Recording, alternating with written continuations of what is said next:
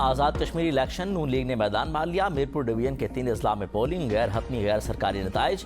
13 حلقوں میں سے ابتدائی نتائج میں مسلم لیگ نون 8 اور پیپلز پارٹی 4 حلقوں میں کامیاب، 1 کا نتیجہ باقی۔ L1 سے پاکستان مسلم لیگ نون کے صدر اظہر صادق 15,427 ووٹ لے کر جیت گئے۔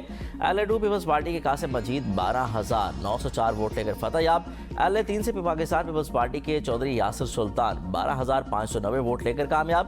L4 سے نون لیگ کے چودھری رخسار احمد 20,172 ووٹ لے کر جیت گئے۔ L5 سے نون لیگ کے وقار احمد نور نے بھی میدان مار لیا۔ L6 سے نون لیگ کے محمد رزاق چودھری بھی 30,073 ووٹ لے کر کامیاب۔ L7 سے نون لیگ کے چودھری طارق فاروق 35,490 ووٹ لے کر جیت گئے۔ L8 سے پاکستان پیپلز پارٹی کے ملک ظفر اقبال 19,533 ووٹ لے کر کامیاب۔ L9 سے مسلم لیگ نون کے عمیر نعیم 31,080 ووٹ لے کر جیت گئے۔ L10 سے پیپلز پارٹی کے چودھری محمد یاسین 12,421 ووٹ لے کر فتح یاب۔ L11 سے لیگی رہنما محمد آصف 26,190 ووٹ لے کر جیت گئے اور L13 سے نون لیگ کے ایاز احمد نے 21,856 ووٹ سے میدان مار لیا۔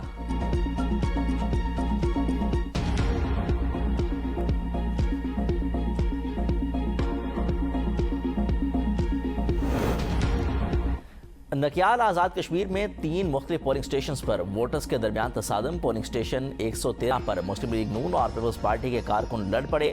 فائرنگ سے پیپلز پارٹی کا کارکن جاں بحق، 3 افراد زخمی۔ پولنگ سٹیشن نمبر 119 اور 74 پر بھی تصادم کے باعث 4 افراد زخمی۔ زخمیوں کو اسپتال منتقل کر دیا گیا۔ حلقہ L6 سوانی بھمبر 2 میں بابا شادی شہید پولنگ سٹیشن پر لڑائی، بیلٹ باکس کو آگ لگا دی گئی۔ بیلٹ باکس میں 232 ووٹ تھے۔ لڑائی مبینہ طور پر مسلم لیگ نون اور استقلال پاکستان پارٹی کے کارکنان کے درمیان ہوئی۔ حلقہ L6 میں انتخابی ہنگامہ آرائی، ڈسٹرکٹ مجسٹریٹ کا نوٹس، IPP امیدوار اور ملوث حامیوں کی گرفتاری کے لیے چھاپے، 20 ملزمان گرفتار۔ آزاد کشمیر میں متنازع مینڈیٹ ہوا تو مسائل حل کرنا مشکل ہوگا۔ الیکشن کا عمل غیر متنازع اور منصفانہ ہونا چاہیے۔ بلاول بھٹو کی مظفر آباد میں میڈیا سے گفتگو، کہا کہ یہ کشمیر کا اہم ترین الیکشن ہے، اگر متنازع ہوا تو آنے والی حکومت کے لیے مسائل حل کرنا آسان نہیں ہوگا۔ انتخابات سے ایوان کو طاقت ملتی ہے، مہاجرین کی نشستیں متنازع ہو چکی، ان کا حل نکالنا ضروری ہے۔ محسوس ہو رہا ہے کشمیر میں سیاسی بحران ہے، کشمیر کا فیصلہ کشمیر کے عوام کو ہی کرنا چاہیے۔ الیکشن ابھی تھوڑے بہت متنازع ہو چکے ہیں، کشمیر کے عوام کو پاکستانی شہریوں کے برابر تمام حقوق فراہم کرنا مشن ہے۔ کشمیر کی آواز فیصلہ سازوں تک پہنچانے کے لیے PP کے دھاندلی کے الزامات مسترد، الزام تراشی سے گریز کا مطالبہ۔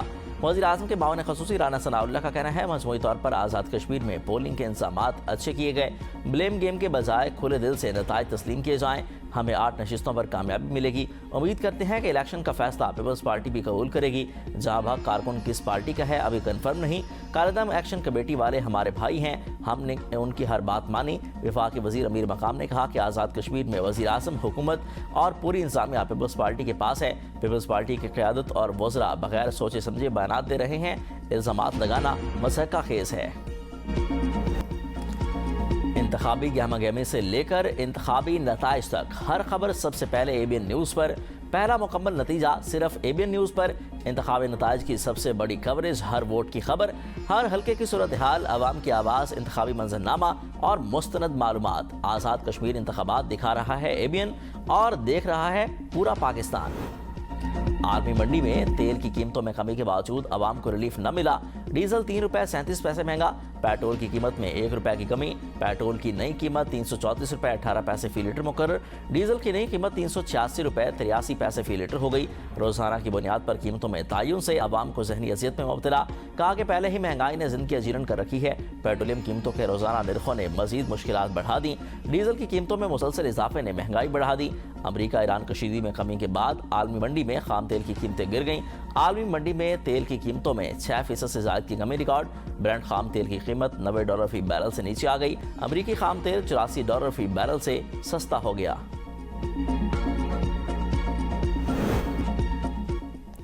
حملے عارضی طور پر روکے، مذاکرات ناکام ہوئے تو فوجی کارروائی ہوگی۔ ٹرمپ کی ایران کو پھر دھمکی، کہا کہ ایران کے ساتھ مذاکرات جاری ہیں اور اب ہرمز کی صورتحال اور جوہری معاہدے سے متعلق بات چیت بھی ہو رہی ہے۔ ایران، عمان، قطر، پاکستان اور مصر اس سفارتی عمل میں سرگرم کردار ادا کر رہے ہیں۔ ان کا تاثر ہے کہ ایران معاہدہ کرنا چاہتا ہے، تاہم معاہدہ یا تو جلد ہو جائے گا یا پھر بالکل نہیں ہوگا۔ سارے ممالک کی اپیل پر ایران پر حملے روکنے کا فیصلہ کیا گیا تھا۔ حملے مؤخر ہونے کے بعد عالمی منڈی میں تیل کی قیمتوں میں کمی آئی، جبکہ امریکی اسٹاک مارکیٹ میں بھی تیزی دیکھی گئی۔ اگر وہ نہ ہوتے تو ایران اب تک جوہری طاقت بن چکا ہوتا۔ اگر ہم کمزور پوزیشن میں ہوتے تو ایران کبھی بھی ملاقات کی درخواست نہ کرتا۔ وہ صرف اس لیے بات کرنا چاہتے ہیں کیونکہ ہم نے ان پر سخت دباؤ ڈالا ہے۔ جہازوں کو پہنچنے والے نقصانات کا ازالہ ایران کے منجمد فنڈ سے کیا جائے گا۔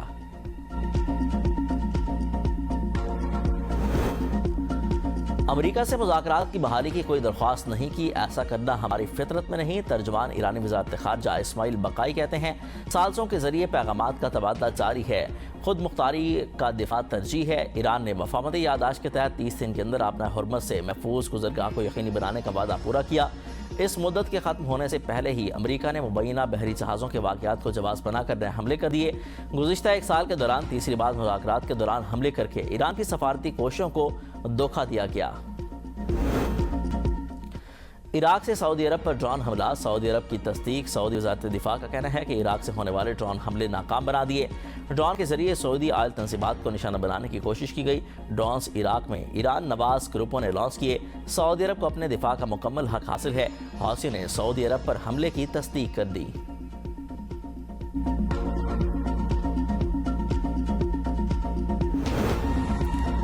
وزیر اعظم شہباز شریف سے چینی سفیر کی ملاقات، پاک چین تعلقات، دو طرفہ تعاون اور اہم امور پر تبادلہ خیال۔ شہباز شریف کا پاک چین ہمہ جہت اسٹریٹجک شراکت داری کے عزم کا اعادہ، کہا کہ دونوں ممالک اہم فیصلوں اور معاہدوں پر عمل درآمد کے لیے تعاون جاری رکھیں۔